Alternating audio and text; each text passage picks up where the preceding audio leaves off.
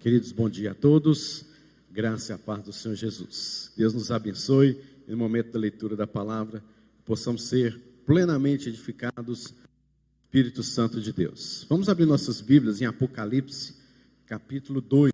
Eu farei leitura dos versículos 1 a 7. Apocalipse, capítulo de número 2, de 1 a 7. Apocalipse 2, de 1 a 7. Diz assim então a palavra do Senhor, pode estar acompanhando aqui também na tela aqui à frente da igreja. Ao anjo da igreja em Éfeso escreve: estas coisas diz aquele que conserva na mão direita as 7 estrelas e que anda no meio dos 7 candeeiros de ouro. Conheço as tuas obras, tanto o teu labor como a tua perseverança, e que não podes suportar homens maus, e que puseste à prova os que a si mesmos se declaram apóstolos e não são, e os achastes mentirosos. E tens perseverança, suportaste provas por causa do meu nome, e não te deixaste esmorecer. Lembra-te, pois, de onde caíste, arrepende-te, e volta às práticas das primeiras obras. E se não venho a ti, e moverei do teu lugar o teu candeeiro, caso não te arrependas. Tens, contudo, a teu favor que odeias as obras dos nicolaítas, as quais eu também odeio. Quem tem ouvidos, ouça o que o Espírito diz às igrejas. Ao vencedor, dar-lhe-ei que se alimente da árvore da vida que se encontra no paraíso de Deus. Senhor, obrigado pela tua palavra, ela é viva, é poderosa, é eficaz.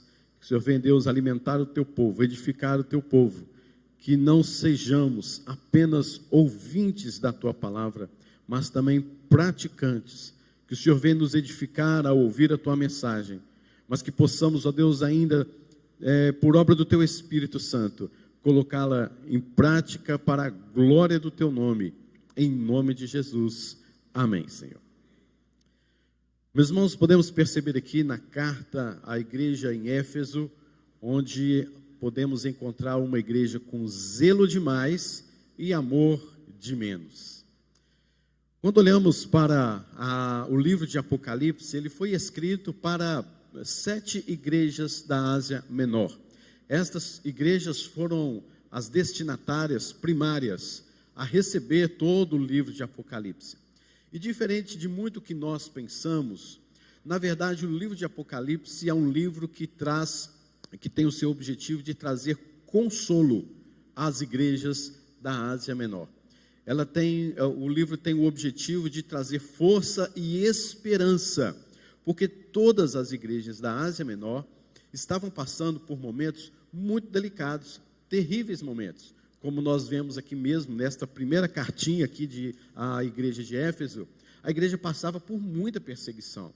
Aqueles que se declaravam como sendo cristãos, eles eram maltratados e perseguidos ao fio da espada mesmo, não tinha outra saída, não tinham mais ou menos. Então havia nas igrejas membros que hoje participavam da escola dominical, mas à noite poderiam não mais estar, porque passaram ao fio da espada, foram perseguidos, maltratados, houve uma desestrutura enorme dentro daquelas igrejas. Não era diferente assim também na igreja de Éfeso. Então João, com as suas revelações, escreve o Apocalipse com o sentido de: vocês estão passando por isso, mas o Rei dos Reis, o Senhor dos Senhores está controlando toda a história, está cuidando de vocês, Ele anda no meio de vocês, Ele voltará, e vocês estão passando por isso, mas dentro de pouco tempo, este mesmo Jesus há de voltar. Vai acontecer tantas e tantas coisas, até que Ele volte, e quando Ele voltar, Ele julgará todas estas coisas. Então Apocalipse é uma palavra sim de grande esperança para os nossos corações. E a carta à igreja de Éfeso é uma carta também para nós. Por mais que não sejamos aqueles destinatários primários, mas ela é uma carta que se aplica verdadeiramente à nossa igreja, a igreja local, a igreja do Senhor Jesus Cristo em toda a terra. A cidade de Éfeso era a mais rica, a maior cidade e a mais importante de toda a Ásia Menor. Haviam 7 igrejas, pelo menos, muito importantes dentro da região chamada Ásia Menor. E Éfeso era a principal das mais importantes. Ali, queridos, era o centro do culto à deusa Diana. E o seu templo, inclusive, é um dos destacados como uma das 7 maravilhas do mundo. Ficava ali e fica alguns destroços ainda ali naquela região. Éfeso é uma cidade muito mística, que trabalhava muito a questão de ocultismo. Se fôssemos traduzir hoje, seria muito do espiritismo, que ainda existia, mas de forma tão pequena em relação ao que surgiu tempos depois. Uma cidade cheia de superstições, e era também um dos centros ao culto ao imperador.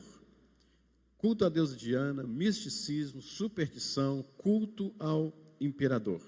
E existia ali também esta perseguição implacável, com certeza, a todos aqueles que buscavam a Deus verdadeiramente. Se havia um culto à deusa Diana, se havia um culto ao imperador, aqueles que não praticavam ou deixaram de fazer estas práticas religiosas, com certeza seriam perseguidos e maltratados.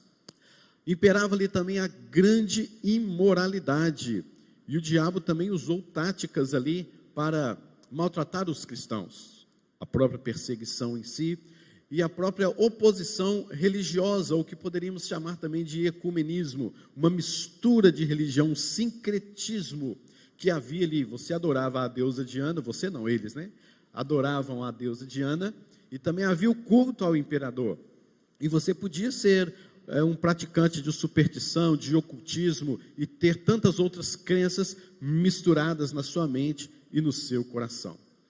E Paulo visitou esta cidade no final da segunda viagem missionária. Lembrando que Paulo teve 3 viagens missionárias. A quarta é quando ele estava indo para Jerusalém ser julgado, o que não deixou de ser uma viagem missionária, pois ele ainda testemunhava. Mas no finalzinho da sua segunda viagem missionária, que foi por volta do ano 52 depois de Cristo, Paulo passou por ali, esteve presente ali. Depois ele volta na sua terceira viagem missionária e fica ali 3 anos nessa cidade, pastoreando e cuidando daqueles irmãos. Nesse período, queridos, houve um grande sinal ali de, poderíamos dizer, de avivamento mesmo naquela igreja, com aqueles irmãos que se converteram. As pessoas agora vinham denunciando publicamente os seus pecados. Elas se convertiam de forma tal que elas mesmas declaravam: olha, eu fazia isso e fazia aquilo, hoje eu não faço mais, Cristo entrou na minha vida.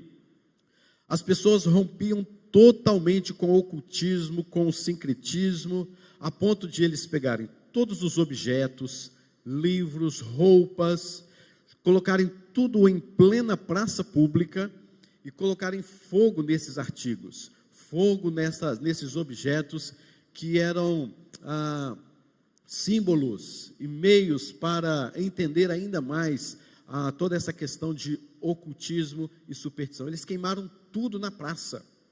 Então você percebe que estes irmãos, os efésios, estão de fato se convertendo ao Senhor. E o evangelho espalhou para toda a Ásia Menor através desses irmãos, os efésios, todas as outras igrejas. É tanto que você vê que a primeira carta a ser escrita diretamente é para a igreja de Éfeso, porque ali foi um celeiro de onde saíram pessoas para testemunharem noutras igrejas acerca da palavra do evangelho do Senhor. Paulo então escreveu aos Efésios na sua primeira prisão em Roma. Lembrando que Paulo foi preso 2 vezes, e ele na sua primeira, ele já escreve aquela carta aos Efésios que nós conhecemos, agradecendo a Deus pelo amor, pelas grandes riquezas da graça de Deus sobre a vida daquela igreja. E Timóteo também foi enviado para ser pastor desta igreja. Timóteo também foi pastor da igreja lá em Éfeso durante muito tempo. E também, inclusive, o apóstolo João, também, depois de Timóteo, pastoreou a igreja lá em Éfeso. E queridos, depois de 40 anos se passaram, Você pode perceber que possivelmente já é uma segunda geração, desde quando Paulo esteve na sua segunda viagem missionária. Depois de 40 anos, a gente começa a ver algumas coisas onde a igreja permanecia fiel na doutrina, mas ela havia se esfriado em seu grande amor por Jesus. E qual que é a mensagem então que nós vemos aqui na igreja de Éfeso?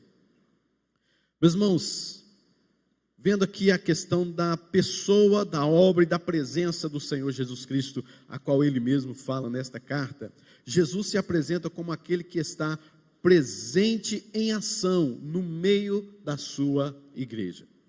E essa presença de Jesus manifesta, na verdade, um Cristo vivo no meio da igreja, sustentando a sua igreja, porque Cristo, o noivo, sabia da grande e maior necessidade da igreja, que era a sua presença. Por isso ele já diz no versículo de número 1, estas coisas diz aquele que conserva na mão direita as 7 estrelas, que é símbolo das 7 igrejas, e anda no meio dos 7 candeeiros de ouro. Então esta simbologia mostrando que Jesus conserva em sua mão, ele está controlando toda a história da igreja.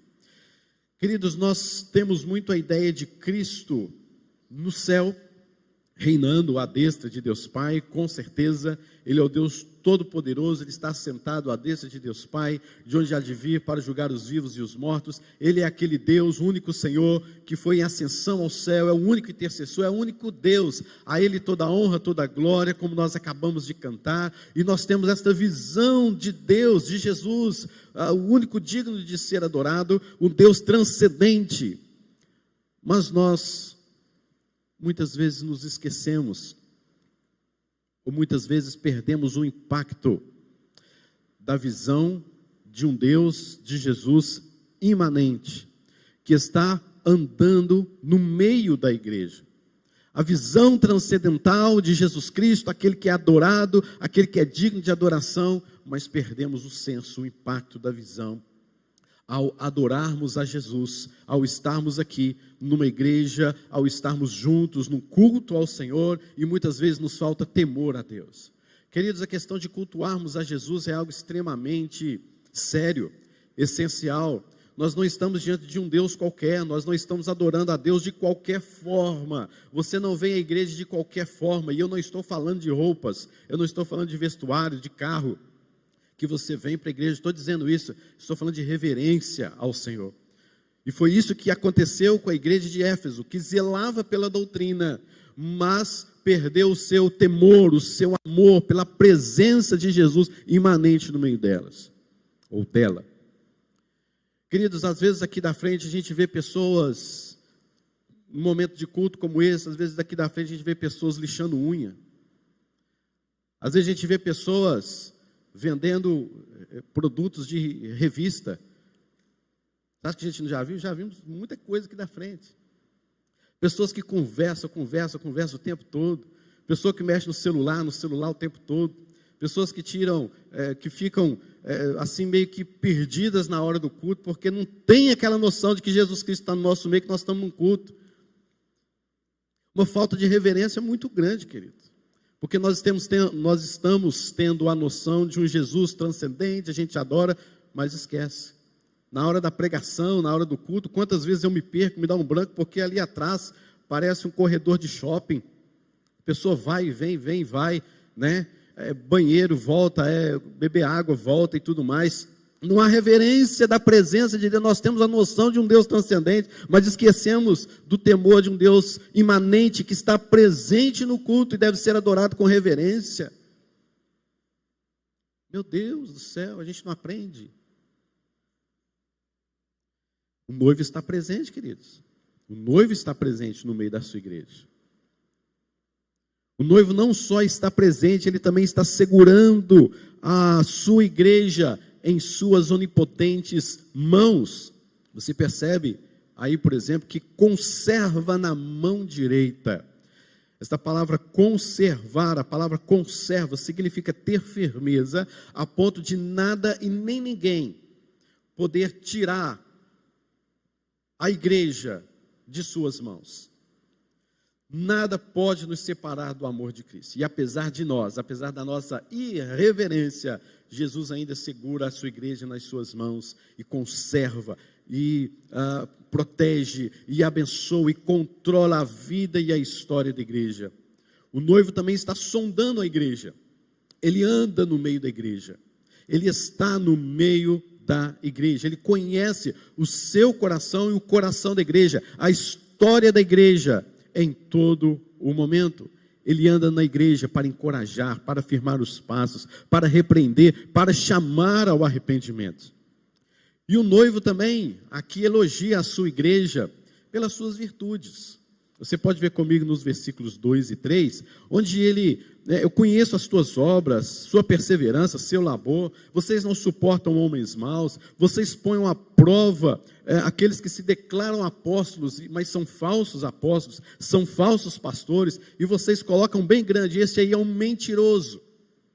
E no versículo 3, vocês perseveram, vocês suportam provas por causa do meu nome, vocês não se deixam esmorecer. E no versículo de número 6, tenho ao teu favor que vocês odeiam novas doutrinas, as obras dos nicolaítas, as quais eu também odeio. Então o próprio noivo também elogia as virtudes daquela igreja. E o Senhor Jesus Cristo, bem como o apóstolo Paulo, disseram sobre o fato de lobos entrarem na igreja para trazer novas doutrinas na igreja. Queridos, o que divide uma igreja, o que destrói uma igreja, não é uma programação assim, uma programação daquele jeito. O que encerra uma igreja, o que divide uma igreja é falta de doutrinação, é falta do ensino. Porque, querido, se você não perseverar, se você não aprender de fato as bases da sua fé, em que você crê, da forma como você crê, se você não estuda conforme aquilo que é de fato certeza, fé, bases doutrinárias genuinamente bíblicas, evangélicas, se você não tem o suporte para isso, se você não estuda isso, não aprende isso, você é uma presa muito fácil para lobos vorazes. Dentro de pouco tempo você está saindo da igreja, aí você vai para outra, aí você chega lá, a mesma coisa, aí passa um tempo, você sai daquela e vai para outra também, e fica peregrinando. Sabe o que é isso? Falta de convicção. Falta de convicção. Estudar a Bíblia, estudar doutrinas, estudar aquilo que a palavra de Deus nos mostra, o que é fé, o que é a Bíblia, quem é Deus, quem é Jesus, o seu sacrifício, o que Ele fez, por que Ele fez, como fez. Tudo isso, queridos, são bases que nos revigoram, que fortalecem a nossa fé, que fica bem acima de qualquer coisa que possa acontecer, que você possa desgostar, se chatear, eu vou sair da igreja por causa disso. Não, queridos, você precisa de entender que o que firma os seus passos não são as programações, a agenda, ou aquilo outro que acontece dentro da igreja. O que infelizmente acontece, o que firma os seus passos dentro da igreja é a doutrinação, é a palavra do Senhor, é aquilo que você aprende, que coloca em seu coração e que você cresce espiritualmente, que te edifica. Não as superstições, não os misticismos, não as coisas que são criadas no decorrer da nossa caminhada cristã, como sendo um caminho para a santificação, como nós já falamos aqui, mas são coisas baseadas na palavra de Deus, do Senhor. Quantas pessoas faltam à escola bíblica dominical? Que triste isso. Quantas pessoas faltam a um culto de ensinamento e vê isso como algo normal? Não, semana que vem tem mais, daqui a 8 dias. E você precisa se alimentar todos os dias, daqui a 8 dias eu volto. Quando pensa que não, uma vez por mês, no dia da Santa Ceia. Então, queridos, nós precisamos tirar essa insensibilidade que temos concernente às coisas de Deus. Porque aquela igreja, a igreja de Éfeso, ela sim, ela testemunhava de sua perseverança, de seu suportar homens maus, falsos apóstolos. Paulo, quando foi se despedir da igreja de Éfeso, na sua terceira viagem, ele chamou alguns homens na cidade chamada Mileto. Eram presbíteros já eleitos na igreja de Éfeso, e ele não quis reunir estes homens lá na cidade de Éfeso. até por conta da sua trajetória, da sua terceira viagem. Então ele comunica aos presbíteros daquela igreja para que se encontrassem em Mileto. Naquela cidade, em Mileto, Paulo faz um sermão para aqueles irmãos, a liderança da igreja, que é algo espetacular. Você tem que ler e tem que aprender sobre aquele sermão. E Paulo começa a falar um dos pontos que Paulo prega àqueles irmãos, ensina aos presbíteros da igreja, a liderança da igreja, é que vão surgir lobos vorazes no meio da igreja. Eles não virão de fora, eles virão do meio da igreja. Sabe o que nos preocupa, queridos? É porque às vezes, você sem uma base doutrinária, você pode se reerguer, pensando que, ou colocando o seu ponto de vista sobre tal e tal situação, e criar um problema até mesmo dentro da igreja com outras pessoas, na fé das pessoas, mexer na intimidade das pessoas que elas têm com Deus, porque você teve, entre aspas, uma nova visão, um novo momento, uma nova doutrina, um novo ensinamento, e você começa, aí cria grupos, aí começa, olha, fulano de tal é uma líder nata, é um líder nato, e eu, quando eu estou com problema, eu vou buscá-lo, porque a oração dele é forte. Já viu essa expressão? Pastor, faz uma oração forte aí por mim. Gente, tem oração forte não. Onde você aprendeu isso? Aí você vai ver onde é que você aprendeu isso. Vai ver onde é que você aprendeu isso. Ah, pastor, eu preciso de uma revelação. Revelação? Vai ver onde é que você aprendeu isso. Vai ver o que te causou impacto no seu coração. Falta de ensinamento. Falta de uma boa escola dominical na sua vida. Falta de um bom culto, onde você pode aprender acerca da palavra do Senhor. E tantas outras coisas, entende, queridos? Que a gente vai, olha para a igreja num sincretismo religioso. A igreja crendo, um grupo crendo nisso, outro grupo crendo daquele outro jeito, outro grupo é daquele jeito, e cada um vivendo a sua vida conforme lhe apraz. E cada um vivendo não com a mesma doutrina, mas um monte de doutrina, um monte de igreja dentro de igreja. E eu não sei como pastor, eu não sei como nós pastores consegue pastorear tantas igrejas dentro de uma só. Eu não sei. Tem dia que eu chego para Deus e falo, Deus, o Senhor me chamou para ser pastor de uma igreja, mas o Senhor me deu 10, 15, dou conta disso não. Por quê? Cada um pensando de um jeito, cada um indo para um lado, cada um, entende, queridos? Falsos apóstolos, falsos mestres surgindo dentro da igreja para trazer dúvidas, para se levantar contra a igreja e destruir a base histórica, fundamental, doutrinária da igreja, para trazer dúvidas à igreja. E isso vem surgindo muito no decorrer do tempo. A igreja está perdendo a sua capacidade de reflexão, de pensar. Já não temos mais igrejas como a igreja de Bereia, onde o apóstolo Paulo lia, pregava, ensinava, e os próprios crentes iam lá depois para a palavra de Deus, consultar se realmente tudo que Paulo pregava era algo verdadeiro. Eles não ficavam satisfeitos apenas com a pregação, eles não ficavam satisfeitos apenas, vou ali participar de um estudo bíblico na escola dominical. Ao chegar em casa, eles consultavam, eles ruminavam, vamos dizer assim, aquela palavra, eles meditavam na palavra, eles se edificavam naquela palavra, porque eles sabiam que aquilo que traria esperança para eles. Então, queridos, nós estamos perdendo a capacidade de refletir, de reflexão, de trazer aquilo para a nossa mente. Você ouve uma pregação hoje, e que bênção de pregação, você ouve pastores pregando na internet, que bênção, graças a Deus por isso, mas é só aquele momento, são só palavras bonitas, são só coisas que te tocaram ali na hora, mas depois não faz qualquer efeito na sua vida. Você continua sendo aquele mesmo crente, daquele mesmo jeito. Era isso que estava acontecendo na igreja de Éfeso. O noivo então começa a repreender a sua igreja pelo esfriamento do seu amor. Você pode perceber isso no versículo número 4 e 5. Tenho, porém, contra ti que abandonaste o teu primeiro amor.